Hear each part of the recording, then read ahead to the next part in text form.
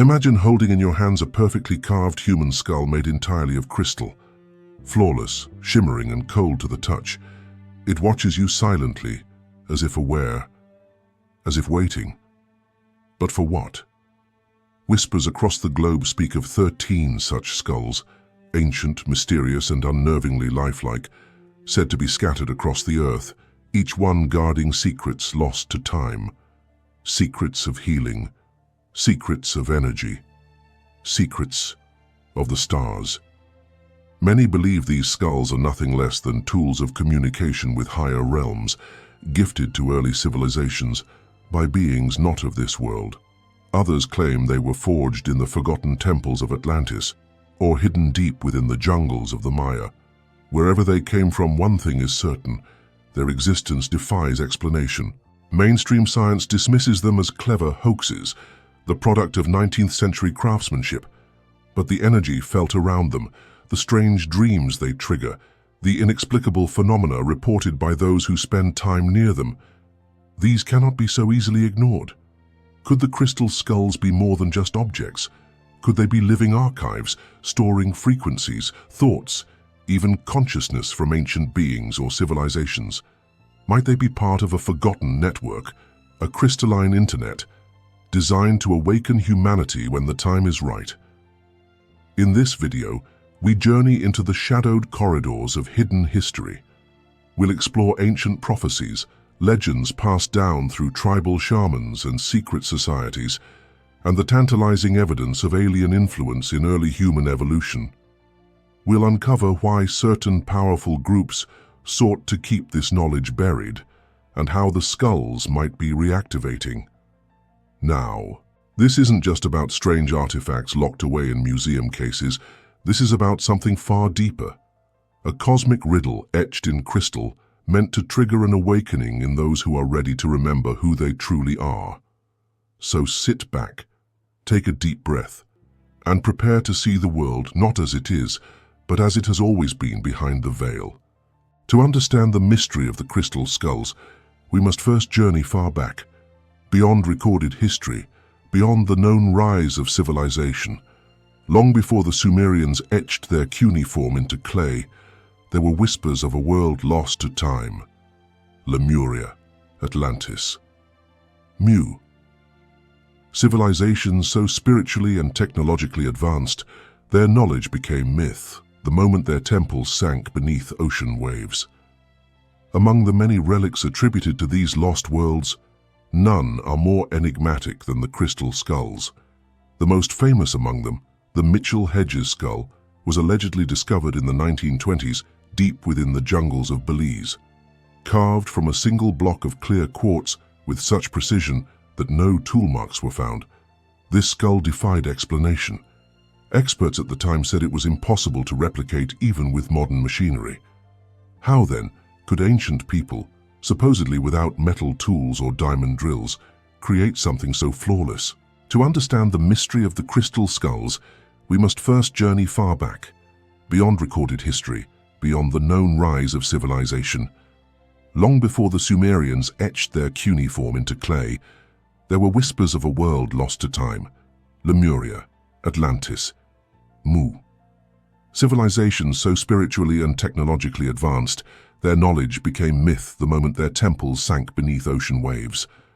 Among the many relics attributed to these lost worlds, none are more enigmatic than the crystal skulls. The most famous among them, the Mitchell-Hedges skull, was allegedly discovered in the 1920s deep within the jungles of Belize, carved from a single block of clear quartz with such precision that no tool marks were found. This skull defied explanation. Experts at the time said it was impossible to replicate even with modern machinery. How then could ancient people, supposedly without metal tools or diamond drills, create something so flawless? But the Mitchell-Hedges skull was only the beginning. Over the next few decades, similar skulls surfaced in Mexico, Guatemala, Brazil, and even Tibet. Each bore unique characteristics, yet all shared one thing in common: they seemed alive. Shamans who meditated with them reported visions. Researchers spoke of strange electromagnetic fields. One woman claimed a skull revealed a language she'd never learned, but could suddenly speak. According to legend, particularly within certain Mayan and Hopi traditions, there were once 13 crystal skulls, each one containing knowledge from a different star system. When united, these skulls would unlock the wisdom needed to guide humanity through a great transition, a prophecy of remembering. This, however, was no mere superstition. Indigenous elders often spoke of the skulls as conscious technologies, living, breathing interfaces between spirit and matter. They were not worshipped as gods, but revered as gateways, tools that could align the mind with the frequencies of higher dimensions. Philosophically, the skulls present a paradox. They embody death yet are made of quartz, a symbol of clarity, purity, and energy. They represent the threshold between the finite and the eternal, the flesh and the spirit. Like the ancient Ouroboros, the serpent that eats its own tail, they suggest that death is not an end but a loop, a return. Why then has modern society dismissed these objects as curiosities or frauds? Because they disrupt the narrative. If crystal skulls are authentic and ancient, they prove that humanity once wielded knowledge beyond our current understanding. Knowledge that connected consciousness to energy, matter to spirit. Knowledge that threatens the materialist worldview that dominates today. In fact, many skulls were hidden, stolen, or silenced. Some disappeared into private collections, others were confiscated. There are even reports of skulls emitting frequencies that interfered with electronics, only to be quickly dismissed or buried in red tape. And perhaps most telling of all, several indigenous elders have claimed the skulls were never meant for public exhibition, but for ceremonial reactivation when humanity was ready to evolve. And now, as interest in consciousness, quantum energy, and ancient wisdom rises once more, the crystal skulls are calling again. But what exactly are they trying to tell us? What if the crystal skulls are not just remnants of a forgotten past, but technologies of consciousness, silent instruments designed to awaken the human soul? To begin unraveling this idea, we must first understand what quartz really is. Quartz is not just a pretty stone. It's a piezoelectric crystal, meaning it can generate an electric charge under pressure. This property is used today in watches, radios, and even computers. Quartz can hold, amplify, and transmit energy, and energy, as we now understand, is information. So what happens when that same material is shaped into the most potent symbol of consciousness, the human skull? Ancient mystics believed the skull is not merely the seat of the mind, but a sacred vessel, a temple for the soul. To carve crystal into the form of a skull is to encode energy into a blueprint of awareness. But more than this, it is to create a mirror of ourselves, and perhaps a mirror of those who made us. Some researchers propose the crystal skulls were created through sound, not chisels. There are tales of Atlantean priests using focused frequency and intention to vibrate stone into shape. Indigenous elders speak of chants and light rituals used to grow the skulls rather than carve them. Could it be that these skulls are tuned to specific frequencies that interact with the human energy field? Stories abound of people who have meditated with crystal skulls and emerged transformed. They report visions of otherworldly landscapes, downloads of forgotten languages, even contact with non-human intelligences. In one account, a woman claimed she held a skull during a full moon and suddenly remembered a life as a healer in Lemuria, complete with names, locations, and rituals she'd never encountered before. What if these memories aren't hallucinations, but transmissions? It's theorized that quartz can store information, entire libraries of it. If these skulls were programmed by advanced beings, they might function like conscious hard drives, activated by human thought and emotion. In the presence of a crystal skull, one's own energy field could act as a key, unlocking encoded visions, wisdom, or even entire frequencies of consciousness that lie dormant within. This might explain why not everyone has the same experience. Some feel nothing. Others are overwhelmed. It depends on alignment, intention, readiness.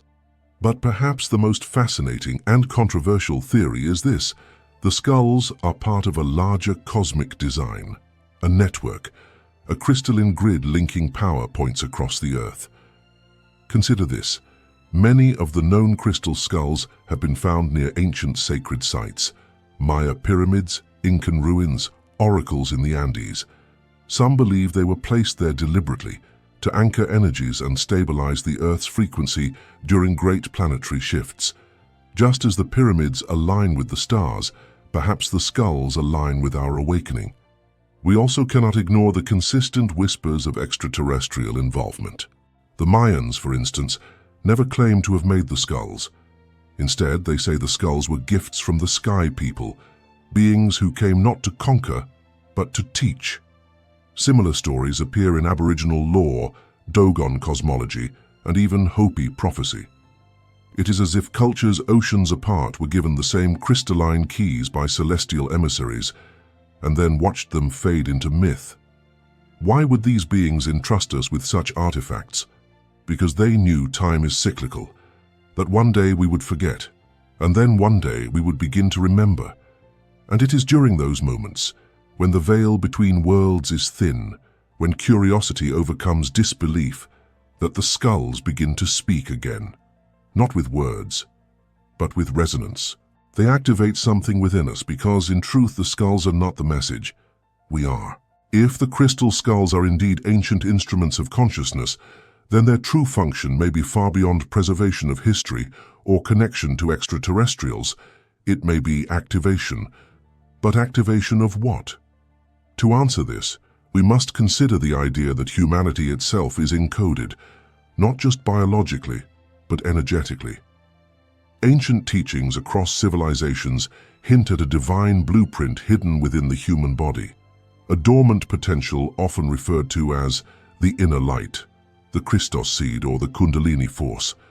Now imagine, what if these crystal skulls are externalized nodes, resonant beacons, designed to interact with that internal code? What if, rather than containing knowledge, they serve as tuning forks to awaken the knowledge already within us? This brings us to one of the most compelling theories, that the skulls are connected to the 13 skull prophecy. According to Mayan and Native American legends, 13 original crystal skulls were scattered across the world in ancient times. These skulls, they say, are sentient and store the wisdom of past ages, Atlantean, Lemurian, even pre-Earth civilizations. The prophecy states that when all 13 are reunited and humanity reaches a certain frequency of consciousness, a great remembering will occur. But the number 13 is not arbitrary. It is the number of lunar cycles in a year, the number of joints in the human body that channel etheric energy. It is the sacred feminine, the divine spiral, the cosmic code of rebirth. Some claim that the skulls correspond to the chakras of the earth, that each skull is a key, and when brought together at the right time and place, a dormant grid will reawaken, reactivating planetary memory and catalyzing a quantum leap in consciousness. This isn't simply metaphysical poetry.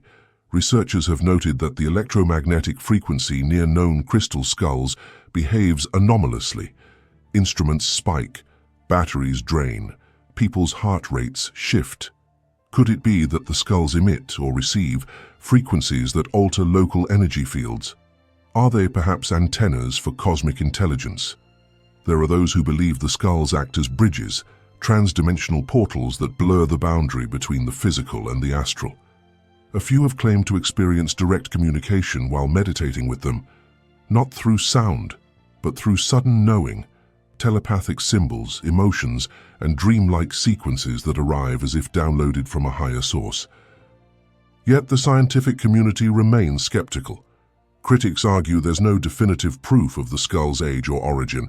Indeed, carbon dating doesn't work on crystal, and many have been labeled as modern fakes.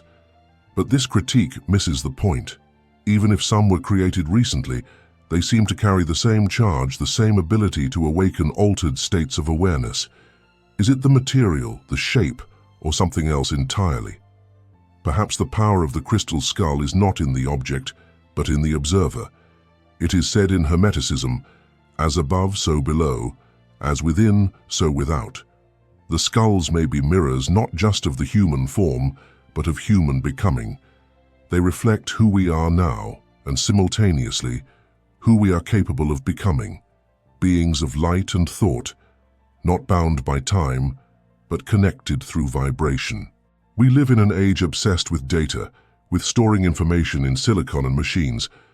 But what if the ancients stored it in living stone, in crystal, the Earth's natural recorder? And what if these repositories of wisdom are not just waiting to be found, but to be activated through consciousness itself? In the end, perhaps the skulls are neither alien artifacts nor mere relics of lost civilizations. Maybe they are reminders that time is not linear, that consciousness does not reside in the brain alone, that within each of us exists a crystalline architecture waiting to be ignited, and when the final skull is found or remembered, it won't simply be an archaeological event.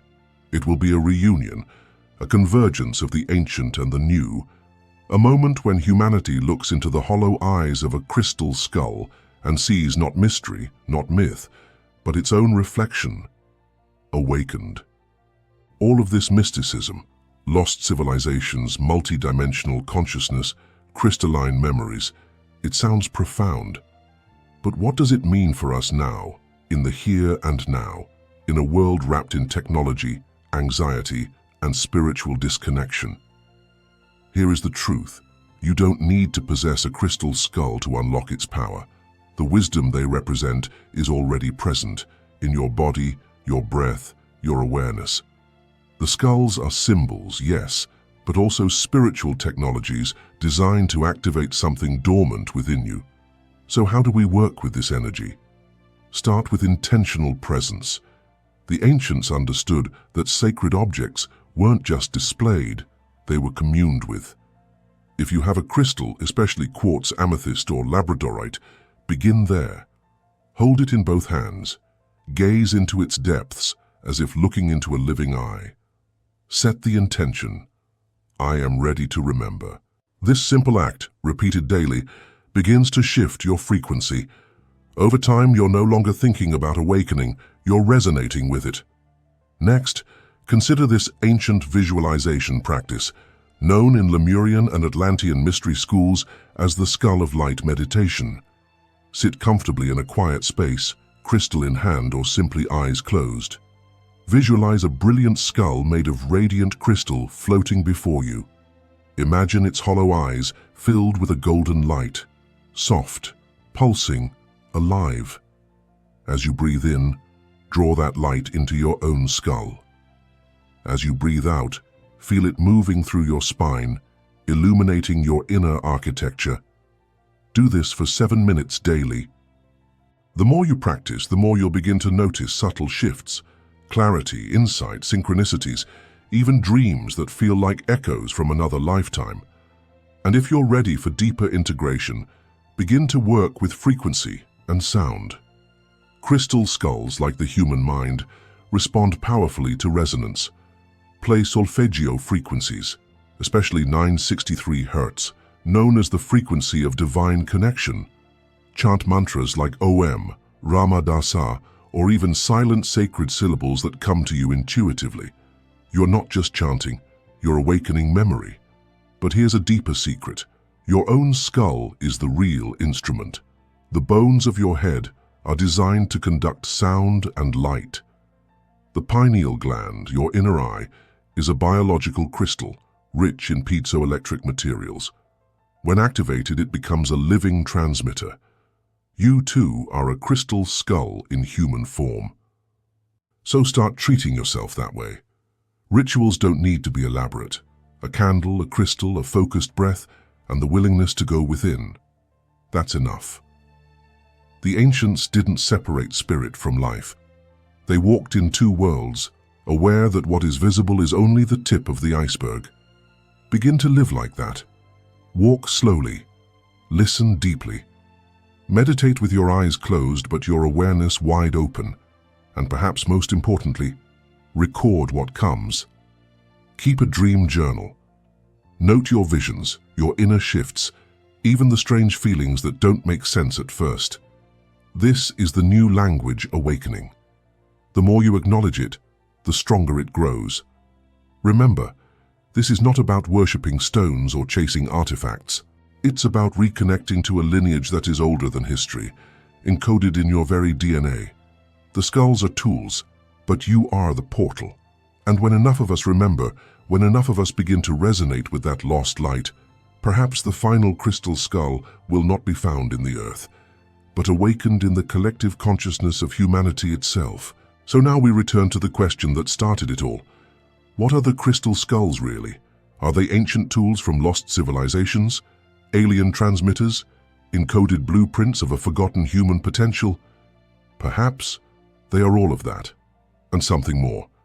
They are reminders that truth is not always found in textbooks nor limited to what the eyes can see, that humanity has walked this earth before, awakened, connected, luminous, and may yet do so again. The hidden truth is not buried in some dusty temple or guarded by secret societies. It is hidden in plain sight, waiting in your stillness, your curiosity, your inner silence. Maybe that's why these skulls stir something deep in us. Not fear, not superstition, but a kind of soul memory, a feeling like, I've seen this before. I've known this before. I was there, and perhaps you were. As you move forward, remember this. The true work is not in discovering ancient artifacts, but in activating the sacred architecture within. The skulls, in all their mystery, are only mirrors, reflecting back the vast, forgotten majesty of your own being. So, when you close your eyes tonight, when you listen to the silence behind the noise, ask yourself not if the crystal skulls are real. Ask instead, what part of me is waiting to awaken? Because in the end, the greatest discovery is not out there, but within. If this journey stirred something in you, an ancient curiosity, a resonance, a sense that there's more to this world than we've been told, then you're not alone. You're part of a growing circle, seekers across the globe remembering piece by piece who they truly are. Subscribe for more revelations from the forgotten corners of time and spirit. And in the comments, tell us, have you ever felt the pull of something ancient? A dream, a vision, a knowing too deep to explain? We read every word. Until next time, keep seeking, keep remembering, and never stop listening to the silence beneath the noise.